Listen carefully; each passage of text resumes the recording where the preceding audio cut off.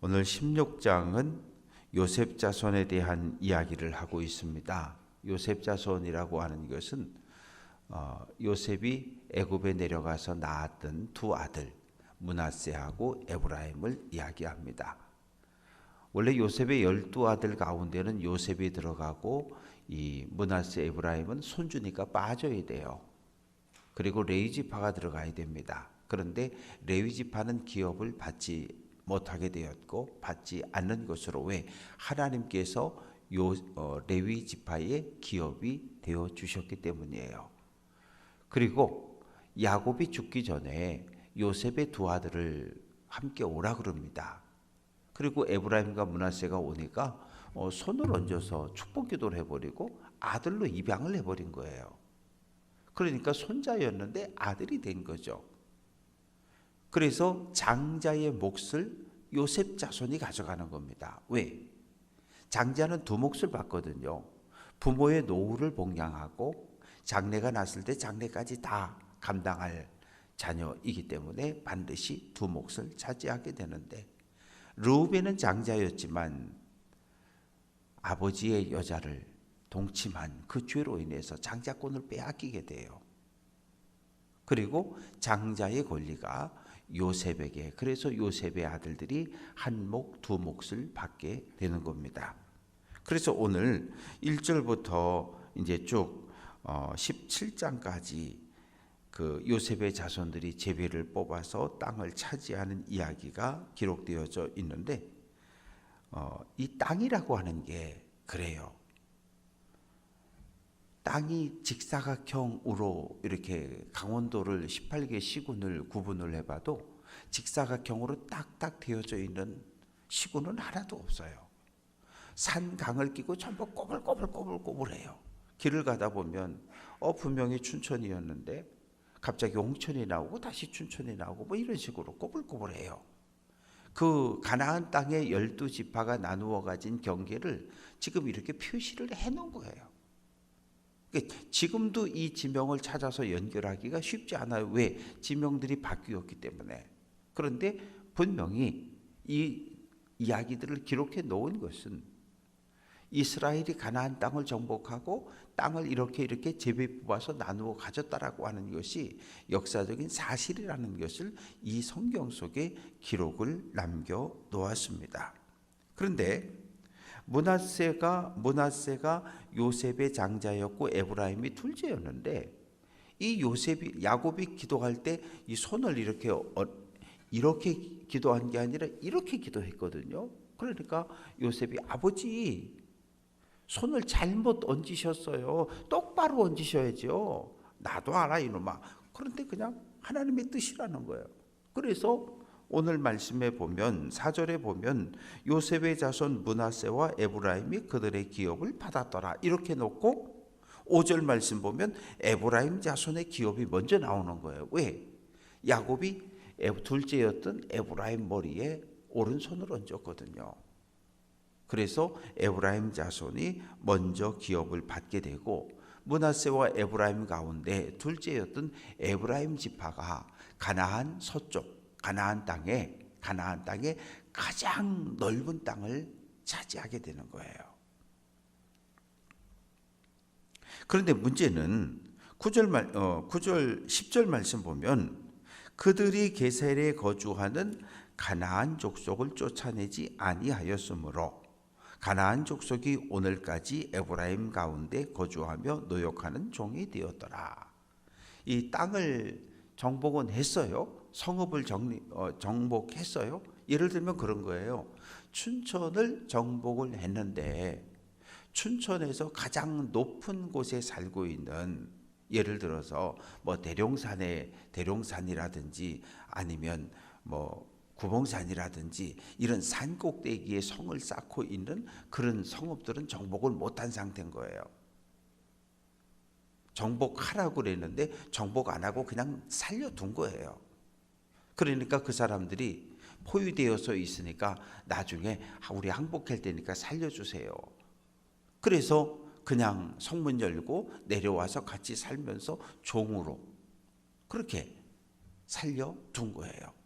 살려둔 것이 나중에 뭐가 되냐 하면 가나안 문화가 이스라엘 백성들에게 영향을 미치고 가나안 일곱 부족이 섬겼던 신들을 섬기게 되는 이런 우상 숭배의 길로 나아가게 됩니다. 이제 17장 1절부터 6절까지 말씀 속에는 요단 동편 말고 요단강 서쪽에서 이 므낫세 지파는 요단 동편에서도 땅을 받았어요. 요단 동편에 르우벤 지파, 갓 지파 그리고 갈릴리 바다 북쪽까지 이 므낫세 반지파가 그 중간 이후 땅을 이미 모세에게서 받았습니다. 그런데 그것으로 끝나지 않고 므낫세 반지파는 요단강 서쪽에서 에브라임보다 북쪽에 또 땅을 받게 되는데 그 이야기가 1절부터 6절까지 말씀 속에 기록이 되어져 있습니다. 그런데 어떤 일이 있냐 하면 슬로보앗이라고 하는 사람이 있었는데 아들을 낳지 못하고 딸만 5을 낳고 그만 죽었어요. 근데 그 당시 딸들에게는 땅을 안 줬거든요. 그 5딸이 모세를 찾아와서 아론을 찾아와서 이야기하는 거예요. 우리 아버지가 분명히 있는데 아버지가 받은 땅, 아버지가 받을 몫이 있는데 왜 딸들이라고 해서 우리에게 땅을 안 주냐? 그럼 우리는 어떻게 하라는 얘기냐?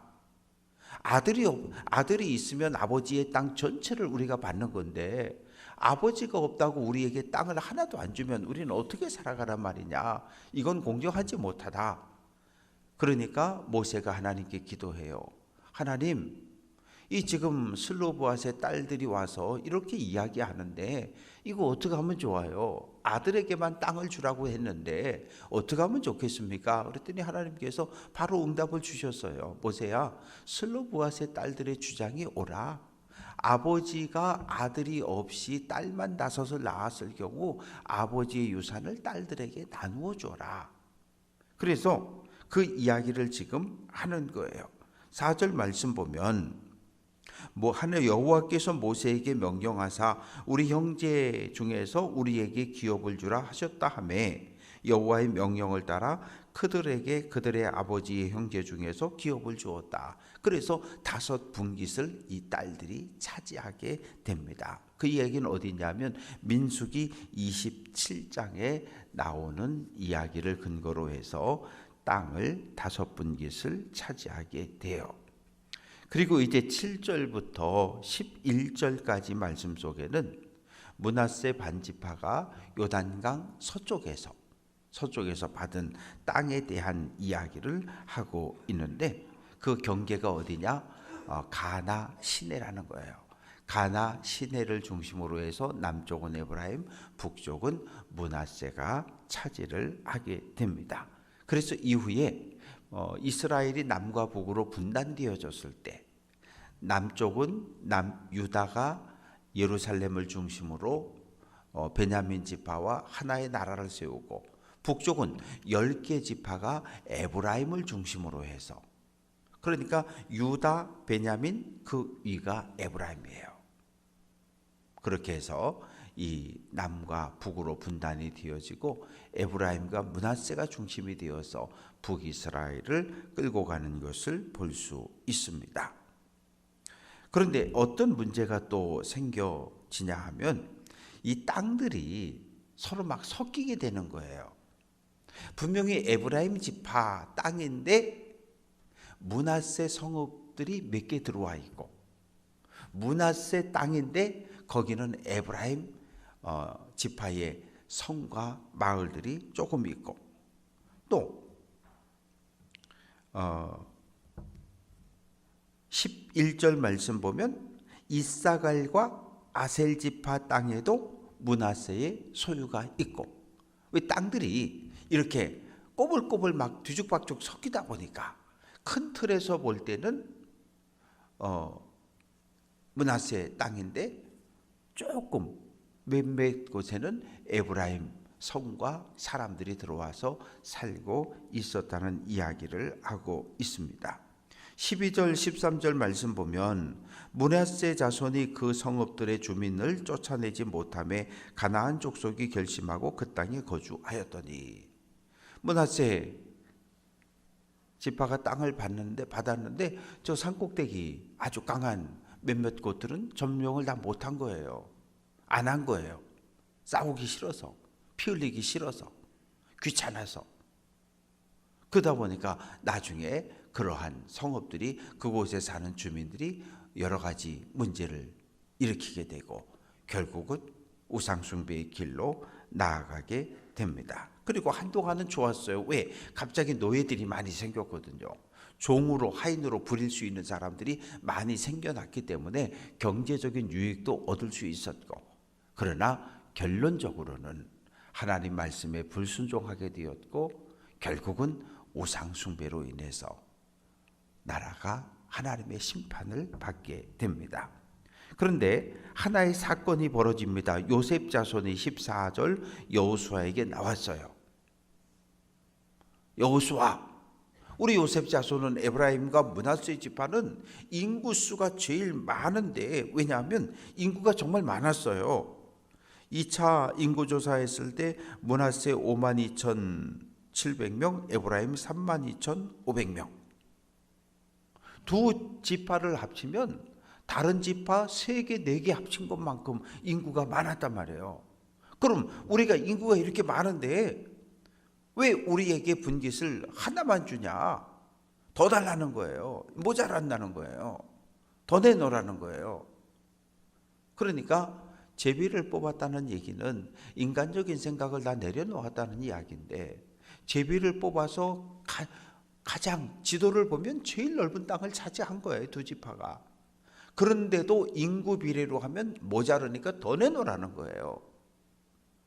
그러니까 하나님의 뜻을 이해하지 못하고 인구 숫자를 믿고서 더 권리를 요구하는 이런 욕심을 부리게 됩니다. 그래서 여호수아가 15절에서 이야기합니다. 그래, 너희 숫자가 많은 거 맞아.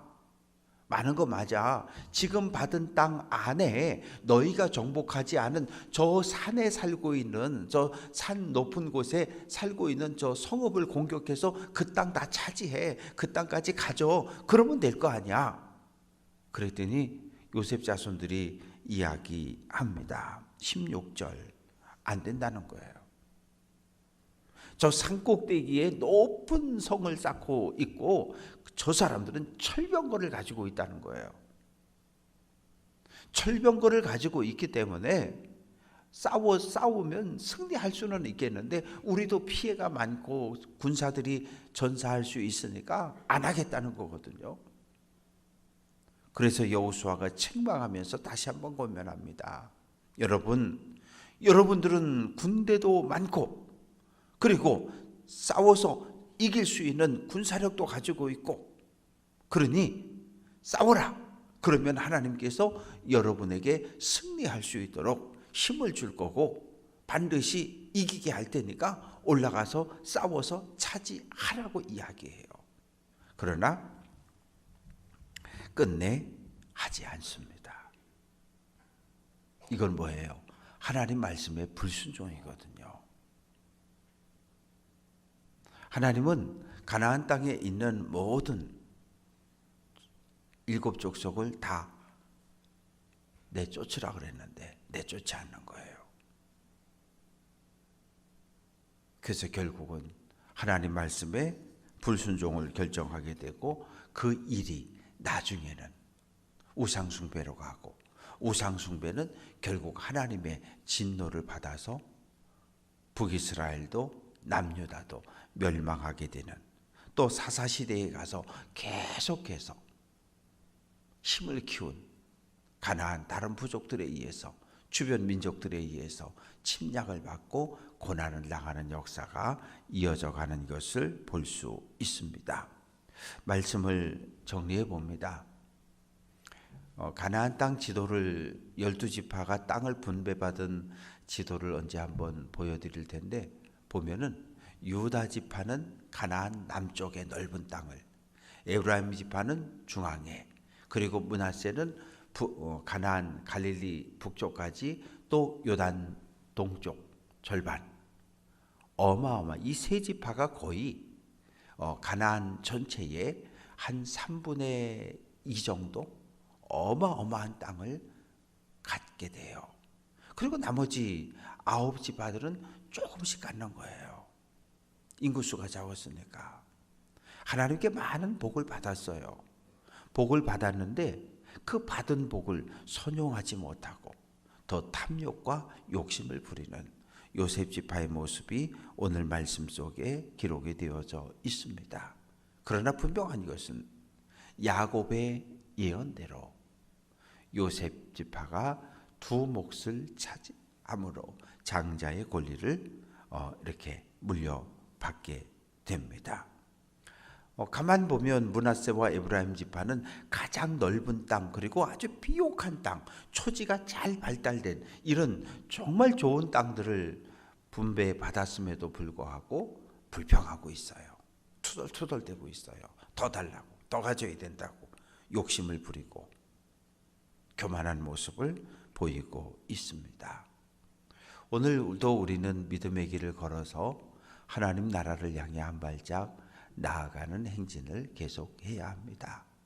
오늘 한 날도 하나님께서 우리와 함께 하심을, 하나님께서 나를 사랑해 주심을, 그리고 오늘 우리가 쳐서 싸워서 이겨야 할 나 자신과의 싸움에서도, 사단의 유혹과의 싸움에서도 승리하시고, 오늘 한 날도 하나님께 받은 은혜를 사랑하는 가족들, 이웃들, 성도들에게로 흘려보내는 믿음의 삶을 살아낼 수 있는 귀한 성도들 될 수 있기를 주님의 이름으로 부탁드립니다.